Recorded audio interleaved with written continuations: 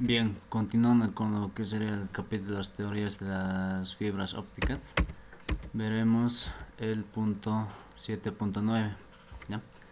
Que se refiere a la teoría de la óptica radial o geometría. Bueno, tal como hemos visto o tal como hemos mencionado en la sección 7.1, el análisis de las fibras multimodo se facilita utilizando el método de la óptica radial o geométrica, ¿ya? El objetivo de este punto es netamente o precisamente estudiar dicha técnica. Las longitudes de onda que se emplean para transmitir luz en fibras ópticas están en el rango de 0.8 a 1.6 micras, ¿ya? Lo que podemos ver en esta figura, que nos habla de la comparación entre las frecuencias de luz visible y las empleadas típicamente en fibras ópticas. Lo que sería lambda está calculado para el espacio libre, ¿ya? Bueno, por otra parte podríamos mencionar que el diámetro del núcleo de una fibra puede medir entre 10 y 200 micras aproximadamente, o sea que en términos de longitudes de onda el núcleo es visto por una onda de luz como si fuese una estructura muy grande. Esto permite estudiar el comportamiento de las ondas de luz en el interior de una fibra óptica, como si se tratase de rayos que se reflejan y se refractan en la frontera núcleo-revestimiento, ¿ya? Esto lo podemos aclarar en una figura siguiente. Dicho de otra manera, los frentes de la onda, lo que sería la electromagnética óptica, son vistos como líneas exactas por la apertura o el objeto en el que inciden, debido a que este es muchas veces más grande en términos de longitudes de onda, y bajo estas circunstancias la onda de luz puede ser representada por una onda plana, ¿ya? Lo que podemos ver en esta figura, tenemos esta figura 2, que se refiere a los frentes de una onda plana. Son líneas rectas paralelas entre sí, perpendiculares a los rayos empleados para indicar la dirección de propagación, ¿no? Tenemos estas líneas en color más nítido, que se refiere a los rayos de luz que indican la dirección en que fluye la energía, ¿ya? Después tenemos los frentes de la onda, estas líneas más delgadas. Cuando un rayo de luz viaja por un medio con índice de refracción n sub 1, por ejemplo el núcleo de la fibra, ¿no?, más referido cuando hablamos de lo que sería n sub 1 o el índice de refracción n sub 1, el ejemplo sería el núcleo de la fibra. Su velocidad v sub 1 es inferior a la que tendría en el vacío, ¿ya?, lo que sería la velocidad de la luz. Ambas velocidades están relacionadas por la ecuación siguiente, la ecuación 7.65, ¿no? Tenemos el índice de refracción n sub 1, que va a ser igual a la raíz cuadrada de la permitividad relativa sub 1. Esto va a ser igual a la velocidad de la luz sobre la velocidad sub 1. ¿Ya? Bueno, un tip que podríamos mencionar es que se considera el frente de una onda como el lugar geométrico de todos los puntos que tienen la misma fase. En el caso de una onda plana, el frente de onda es una línea recta perpendicular a la dirección de propagación, ¿ya? Bueno, continuando con la ecuación 765, podemos decir que también el índice de refracción puede ser interpretado como cuántas veces más grande es la velocidad de la luz en el vacío que en el material 1, ¿ya? Bueno, por ejemplo, el aire, el vidrio y el diamante tienen respectivamente índices n igual a 1, 1.5 y 2.42, ¿ya? Si el rayo de luz que viaja por ese medio con índice de refracción n/1 se encuentra de pronto con un medio diferente, por ejemplo lo que sería el revestimiento, o con el revestimiento de la fibra que tiene un índice n/2, se producen, ¿no?, los fenómenos de reflexión y refracción, los que podemos ver en esta figura, ¿ya? Los fenómenos de reflexión y refracción de un rayo de luz en la frontera de dos materiales dieléctricos, ¿ya? Es decir, una parte del rayo es reflejada. Podemos aquí ver lo que es el rayo incidente, tal cual, núcleo con n/1 o el índice de refracción n/1, el frente de la onda, un ángulo θ1, ¿no? Y en este punto donde está segmentado, esta línea segmentada, hace referencia a la normal a la frontera, ¿ya? Bueno, el revestimiento por esta línea continua más delgada, ¿no? El revestimiento con n/2 menor a n/1, la frontera núcleo revestimiento, esta línea delgada, ¿ya? Nos enfocaremos en este punto normal a la frontera, ya. Bueno, tenemos, ¿no?, una parte del rayo es reflejada, a esto se le llama rayo reflejado, y regresada al medio de origen n/1, y el resto es desviado o refractado, ¿no? La podemos ver acá,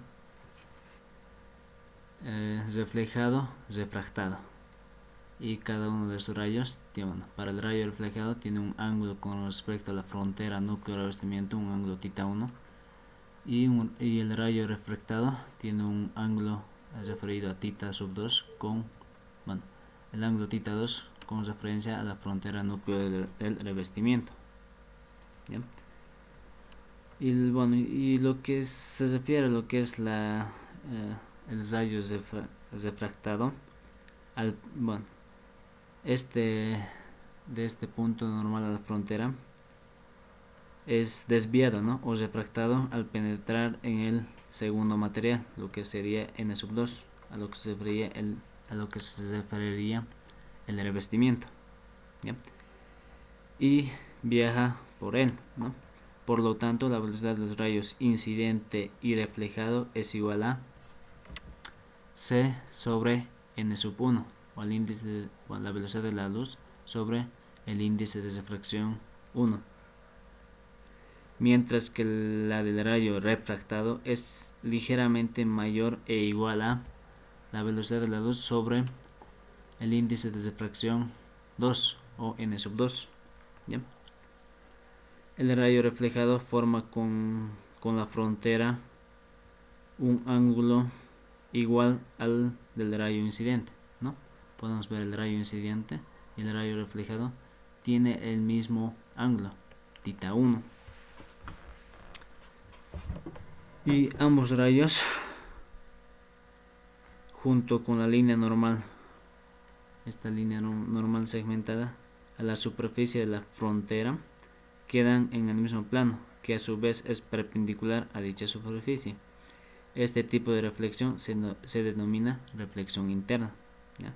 Pues el rayo incidente se refleja en un material menos denso, lo que sería n/2, para regresar al más denso, es decir que n/1,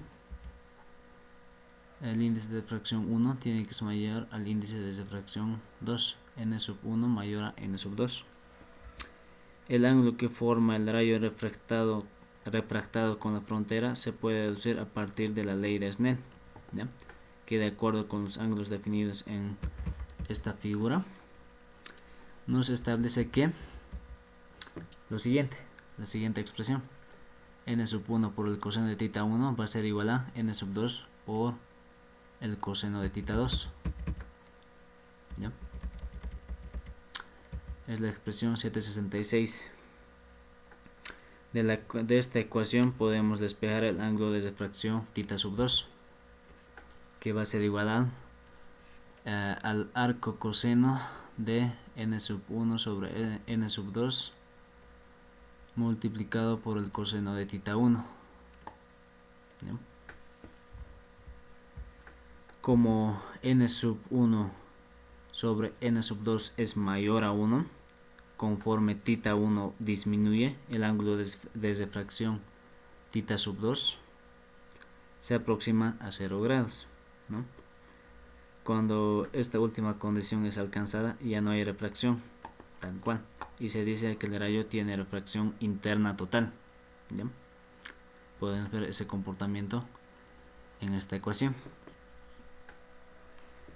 Al ángulo tita 1 que elimina la posibilidad de refracción se le da el nombre de ángulo crítico de incidencia y se denota como tita sub c. Para todo ángulo de incidencia tita 1 menor que el ángulo crítico tita sub c, la reflexión interna es total. ¿Ya? De acuerdo con lo anterior, el ángulo crítico se alcanza cuando tita sub 2, en lo que sería en esta figura, otra vez, el ángulo crítico se alcanza cuando tita 2 vale 0. ¿Ya? Es decir, a partir de la ecuación 766 podemos llegar a esta ecuación 768. ¿Ya? El ángulo tita sub c, o lo que sería el ángulo crítico, va a ser igual a tita 1 cuando tita 2 es igual a 0. Es decir, igual al arco coseno de n sub 2 sobre n sub 1. ¿Ya? Ahora bien, si al ser el ángulo de incidencia tita 1 menor que tita sub c, el ángulo de rayo reflejado totalmente también será tita 1 menor a tita sub c. ¿Bien? Nuevamente habrá reflexión interna total, y así en forma sucesiva, de modo que el rayo viajará a lo largo de la fibra rebotando una y otra vez, ¿no? Podemos ver ese comportamiento, por ejemplo, en esta figura. Va a ir rebotando.